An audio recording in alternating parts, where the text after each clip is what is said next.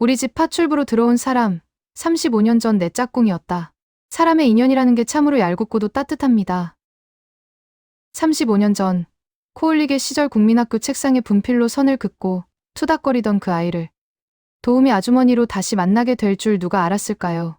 그 시절, 저는 소위 말하는 부잣집 외동딸이었습니다. 아빠는 지역에서 제법 큰 사업을 하셨고, 저는 매일 공주 같은 원피스에 레이스 양말을 신고 학교에 갔죠. 반면 제 짝꿍 순옥이는 전기도 들어오지 않는 오지 마을에서 1시간 넘게 걸어 학교에 오던 아이였습니다. 구멍난 옷에 떼자국이 가시지 않은 얼굴. 도시락통에는 매일 똑같이 삶아온 오리알투 알과 껄끄러운 보리밥뿐이었죠. 아이들은 유치하게도 가난을 전염병처럼 여겼습니다. 순옥이를 따돌렸고 저 또한 책상에 분필로 선을 그으며 넘어오지 마. 라고 소리쳤습니다. 하지만 그 선 하나로 막을 수 없는 게 사람의 마음이더군요. 점심시간이면 짝꿍인 순옥이는 늘 제 눈치를 보며 도시락을 열었습니다. 그런데 참 이상하죠. 빵군한 옷을 입고 오리알투 알뿐인 보리밥 도시락을 먹으면서도 순옥이는 항상 저를 먼저 챙겼습니다. 무거운 주전자에서 제 도시락 뚜껑에 조심스레 물을 따라주며 미영아, 목메이겠다. 물도 좀 먹어가면서 먹어. 그 작고 거친 손으로 건네는 물 한 잔이 얼마나 따뜻했는지 모릅니다. 사실 순옥이는 교실에서 있으나 만화한 존재였습니다. 새벽부터 남의 집 일손 돕고 오리 치느라 숙제할 시간도 없었으니 선생님한테는 늘 숙제 안 해오는 문제아로 찍혀 있었죠. 선생님께 손바닥을 맞으면서도 당당하던 그 모습이 눈에 선합니다. 점심시간에 고무줄놀이를 할 때면 아이들은 노골적으로 순옥이를 배제했습니다. 야, 순옥이는 빼고 해. 쟤는 옷에서 냄새나고 고무줄도 못하잖아. 아이들의 비아냥에 순옥이는 늘 멀찍이 떨어져서 부러운 듯 우리를 쳐다보곤 했습니다. 그날따라 순옥이의 그 큰 눈망울이 자꾸 마음에 걸려 제가 소리쳤습니다. 야, 순옥이도 같이 해. 얘 내 짝꿍이야. 내 편으로 넣을 거니까 싫으면 나도 고무줄 안 할 거야. 제 말 한마디에 아이들은 투덜대면서도 순옥이를 끼워주었습니다.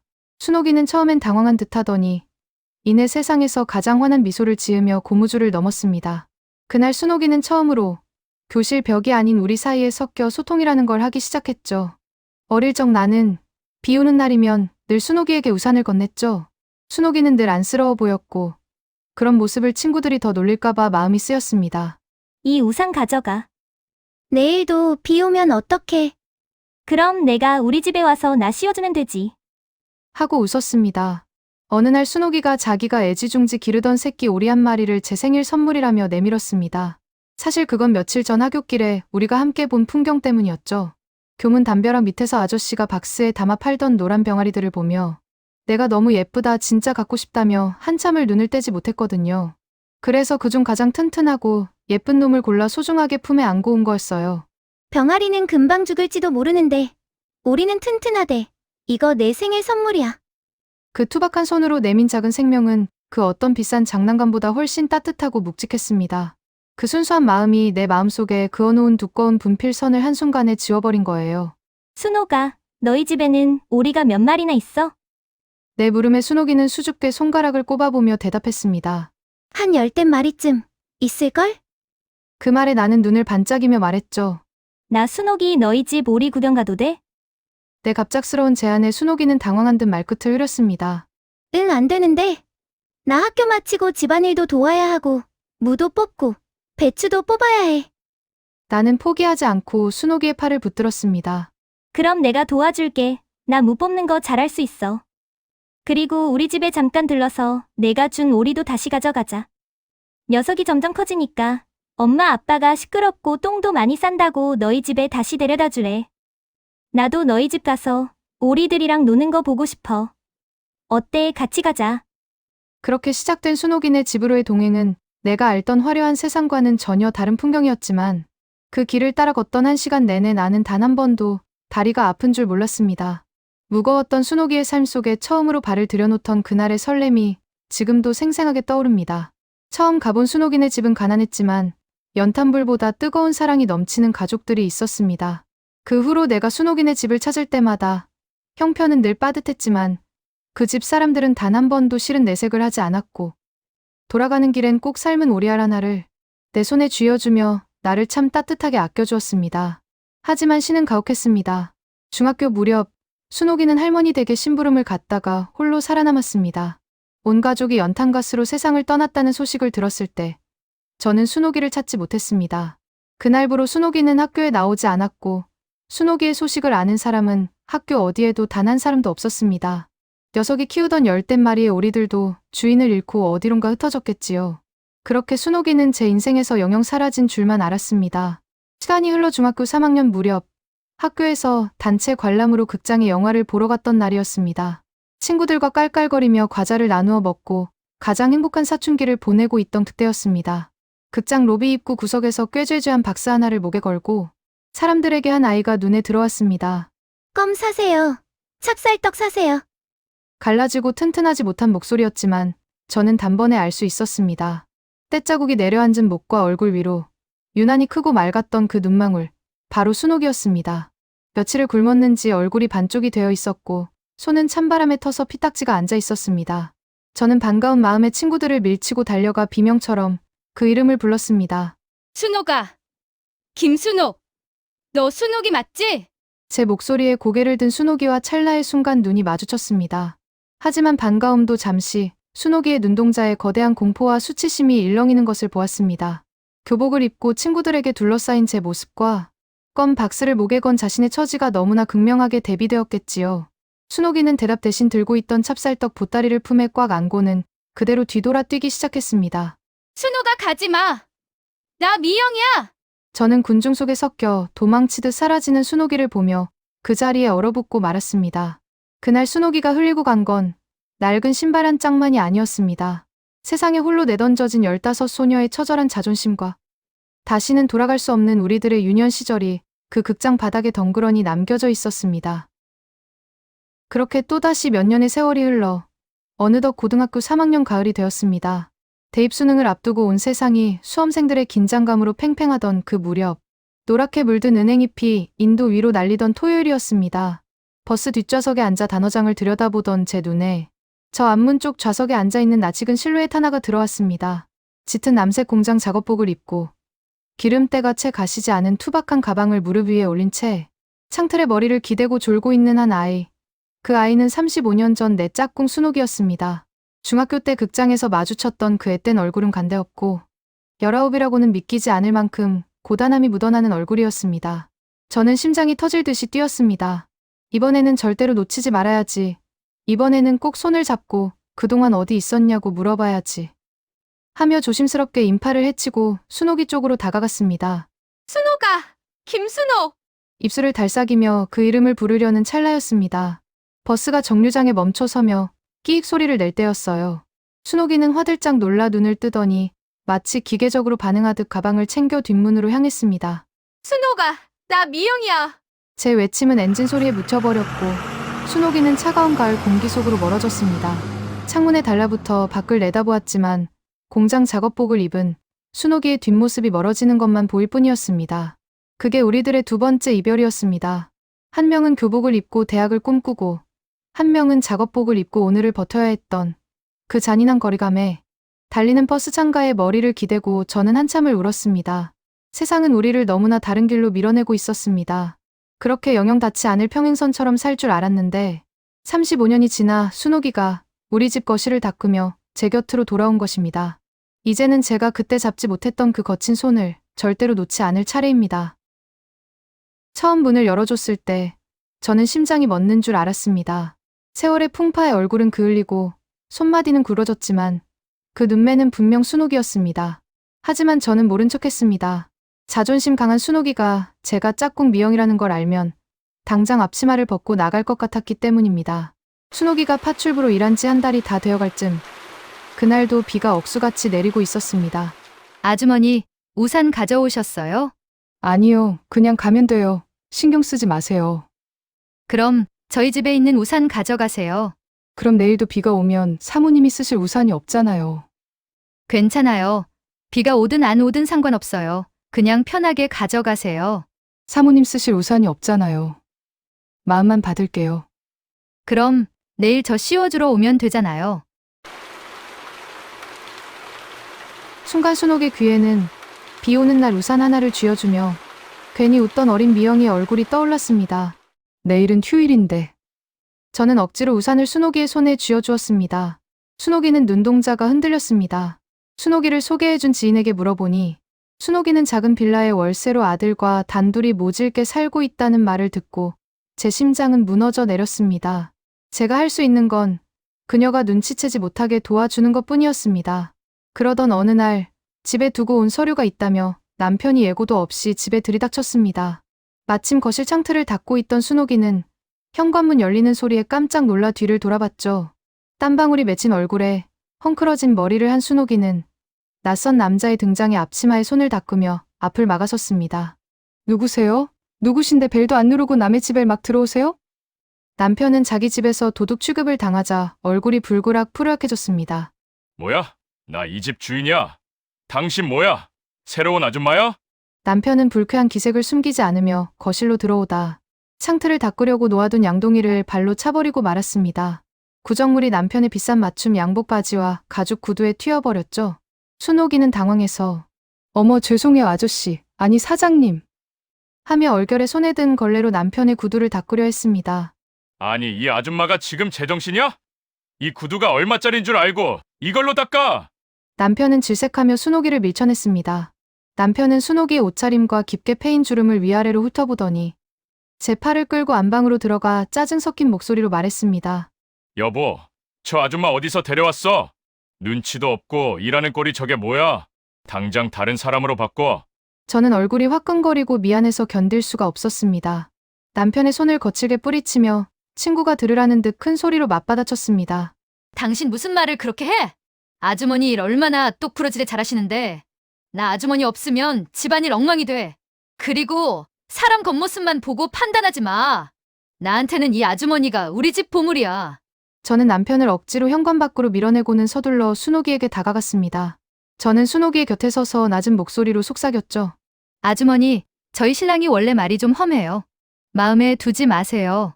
아주머니 가시면 저 진짜 큰일 나요. 그러니까 꼭 저랑 오래 계셔주셔야 해요. 아셨죠? 그날 남편이 쏟아낸 독설은 아이러니하게도 훗날 남편의 배신을 저에게 가장 먼저 알리게 되는 불씨가 되었습니다. 남편이 출장을 간 그날 밤, 우리는 식탁 위에 작은 소주 몇 병과 투박한 안주를 차려놓고 마주 앉았습니다. 마침 아이들도 수학 여행을 가서 적막한 것이었죠. 한참을 망설이던 순옥이가 잔을 내려놓으며 슬그머니 말을 꺼냈습니다. 사모님 전에 비 오던 날 가져가라고 하셨던 그 우산요. 그 우산 쓰고 가면서 제 친구 생각이 참 많이 났어요. 제 친구 중에 사모님같이 마음이 아주 고왔던 친구가 한 명 있었거든요. 순옥이는 빈잔을 만지작거리며 말을 이어갔습니다.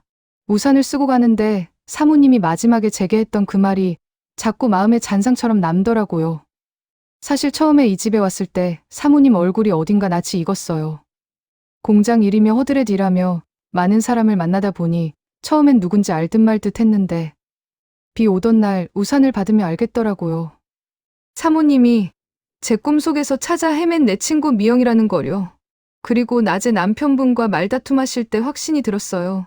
아, 미영이도 나를 알고 있구나. 그 말을 듣는 순간 제 눈에는 소리 없이 눈물만 흘러내렸습니다. 더는 숨길 수가 없었죠. 저는 순옥이의 거친 손을 꽉 잡으며 대답했습니다. 순옥아, 미안해. 나 사실 내가 처음 온 날부터 너인 거 알고 있었어.